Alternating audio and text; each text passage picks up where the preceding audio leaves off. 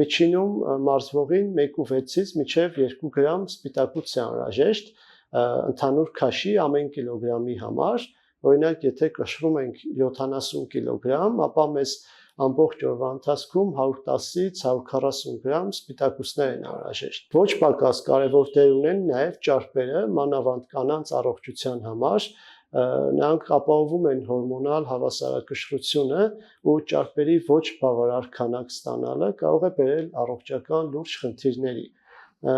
Կարևոր են նաև բարդ ածխաջրերի ընդունումը, քանի որ դրանք մեզ ամբողջ օրվա ընթացքում որակյալ էներգիայով են ապահովում, ինչը շատ կարևոր է մարզումների արդյունավետությունը բարձրացնելու համար։ Չմոռանամ նշել նաև, որ կարևոր են ամբողջ օրվա ընթացքում այդ սննդանյութերից ստացվող քանակը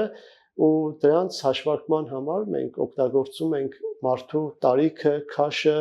զբաղվածության աստիճանը ու ամենակարևորը նպատակը։